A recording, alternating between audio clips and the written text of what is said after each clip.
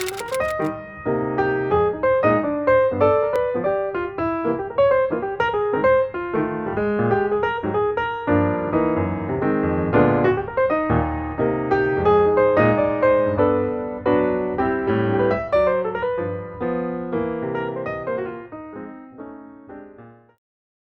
everyone, I'm Lydia Michaels, and this is the first episode of Literally Lydia. Please be a little patient, this is my first time doing a recording like this. Today I want to talk to you about how to make a career out of being an author. Now there's lots of different ways to do this, and my way isn't always the right way. I started writing in 2008, so it's been 7 years. I have 20 books published at the moment or in the works of being published, contracted. The first thing that you need to know is that you're a writer. They say that if you love what you do, you never work a day in your life. Well, I really enjoy writing, but I do work. A lot of people don't realize how much work actually goes into that, and today I'm going to talk about that. So the first thing you're doing is writing. That's number one. You're writing and you're obsessed with it. You can't stop writing. When you're with friends, you almost wish you were home writing. Just nonstop thinking about these fictional characters in your head. And that's a huge part of it. You have to make sure you write every single day. You have to apply yourself to this. Whether you're penning out crap or brilliance, you're still writing and you're still learning whether you realize it or not. So number one, write. The next thing is that you sort of realize that reading for pleasure has changed. When I started taking my career a little more seriously, all of a sudden I couldn't lose myself in the page because I was watching everything. How many sentences did they put in a paragraph? What's the recipe here? I was breaking down everything that was out there and I was learning from everything. Make sure you pay attention to what they're doing because something's working there. And if your goal is to get with one of the top 5 publishers in New York, read the people they're publishing. The next thing you have to do is embrace it. You have to tell people this is what you're doing.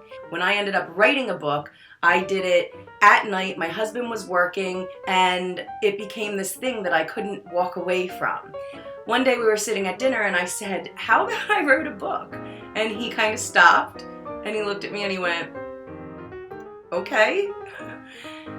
And that was it. Because people don't write books. That's not what, normal moms do and stuff, is it? Well, yeah, it is. And that's where a lot of authors started. So I printed it out, I showed it to him, and that gained a little bit of respect for this hobby I was entertaining myself with. And from there, I kind of started talking to him about, well, I don't know what to do, and I don't really know anything about how books go from paper to publishing. After you've embraced it, don't just tell your husband or spouse. Tell your parents, tell your friends. You are going to need them. Trust me. After that, I did a lot of research. Set up boundaries from the get-go. A lot of people come over and they think, oh, she's sitting at home, her house is a mess, she doesn't have a bra on and she's in her PJs. She's not doing anything. No, I'm working really hard. It's just the dress code at my job is awesome. So the next step is finding your proofreaders. Now, proofreaders are called betas, and betas are your best friends. They literally are your best friends. They're the people that love you enough to sit through the worst first draft ever. It could be your mom, it could be your aunt, it could be a friend, it could be a volunteer you found on Facebook. It's people you trust, so you want them to have a decent grasp of the English language. It's really important that they can commit to a time frame. You have to realize that betas are essentially volunteers, and they have lives and they have jobs, and they volunteered their free time to not just read your book, but to actually make notes and give you honest feedback. That is so important. They are saving you from rejection. I mean, they're telling you this part was redundant. I think you're using this word too much. You know, you kind of lost me here. I fell asleep at this part. This is all important, priceless feedback. And you need to take it and listen to it because they're not the only ones who are going to feel that way. In the beginning, it does hurt. It took me about 2 years to get past that hurt and realize this is priceless, what they're giving me. because I want to give my readers the best possible book I can. So feedback, crucial, important. Be very grateful to the people who help you with this. I mean, there's not enough ways to thank them. You know, bake them a pie or something afterwards, because you really couldn't get to the next step without proofreaders. They are essential. Now comes the next part. You've kind of unclenched, you've embraced what you're doing, you've told people, yes, this is what I'm doing. I'm spending my day with fictional characters and I love it. The closer you get, the more you realize, oh my gosh, people are going to actually read this. This is a point where you really need to let go. You need to give your muse the wheel. Don't think about your grandmom reading your book. Mine told me, oh, I can't wait to read your book. I can't wait to pick it up. When can I get it? Where can I get it? And all I kept thinking is, how many 4-letter words did I use in that manuscript? Yeah, I mean, but people are proud of you and they want to see what you're working on and they want to see what you're doing. And that's a phenomenal thing. Don't let their enthusiasm discourage you. So if you're going to be a writer, be the writer that is inside of you. Embrace your muse. Give them the wheel. Let your freak flag fly, because the minute you do, your voice is going to come singing out of you, and it's going to give readers something genuine and authentic. Letting your muse take hold is the best way to make it real. Don't just write the characters, be the characters. You feed the readers that are hungry for your specific, unique voice. Congratulations! You are no longer an aspiring writer. You are an author. You've just been promoted. When you are an author, and this is your career, you have some crucial things to learn. The things that you will also have to do as an author, if it's your career, number one, you're going to have to decide if you're writing under your legal name or a pseudonym. Now, a lot of people say, oh, this is really confusing when it comes to royalties. No, it's not. I do suggest if you are using a pen name, don't introduce yourself to industry professionals as both. Keep it clean and simple. Just say, hi, I'm Lydia, or whatever name you choose. Choose something marketable. Choose something catchy. The next thing you're going to have to worry about is branding. Branding is so important. This is your brand. You're going to be researching a lot, not just information to help your plot and story develop. You're going to be researching the market. You're going to be researching the industry trends. You cannot afford right now in the beginning to go out and pay someone to design all your promotional material. So you're going to have to learn how to do at least a little bit of digital design work. You're also going to have to research your craft. So research.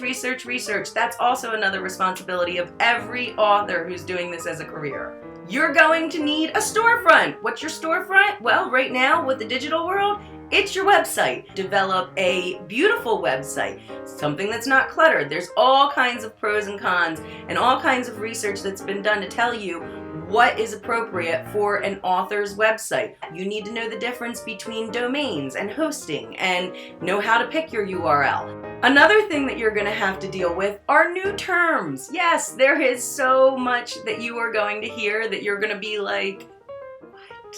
And you're going to be Googling like crazy. Siri will become your friend. But Siri doesn't know everything because she's not an author. And you're going to be asking people, and that's okay because nobody knew what a POD was, and no one knew what POV stood for. And who cares if you're not sure what a JPEG is? But you need to learn. You need to know these things because you're going to say them every single day the minute you make a career out of being an author. You're going to know what a galley is. You're going to know what an arc is. You're going to know what HTML means. All of these things I never knew. I never needed to know. Now I do.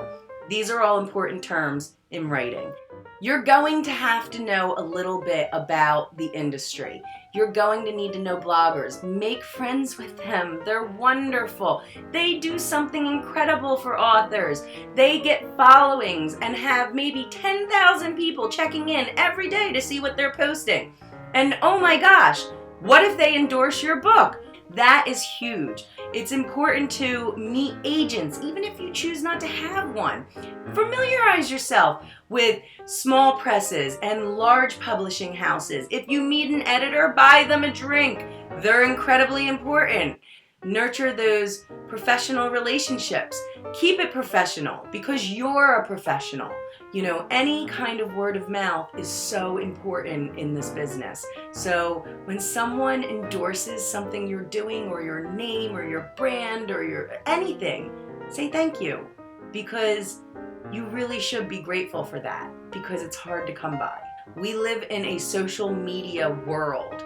You're going to have to be on Facebook, know the difference between a profile and a page and a group, and have all these things and manage all these things. Get on Twitter and tweet. You have to know where your audience socially hangs out online, and you have to involve yourself. You have to engage your readers. So share a little bit about yourself. You have to have a social presence. Everything on Facebook and Twitter and all of those networks, it's all for my business. So keep it professional. Keep it clean. There's a whole bunch of different resources out there like Buffer and things that will help you coordinate your posts and schedule them and link them. So I imagine now you're a little overwhelmed because maybe some of you did think, I'm going to be a writer and I'm going to write. Well, yeah, you could be a writer and you can write, but if you're going to be a published professional author and make a career out of it, it's a lot more than just writing and editing and revising. But that doesn't mean you're not doing that either. You have to etch out time to write. Don't just give all your time to one area of the job. Spread yourself out, but never forget that you are here and you're an author because you write. So make sure that you write. That's it for this week, and hopefully I'll be back soon. I'm Lydia Michaels, and I will see you later. If you found this video helpful, share it with your friends that are also trying to make a career out of writing. Send me a tweet at Lydia_Michaels. My webpage is lydiamichaelsbooks.com. Have a great week.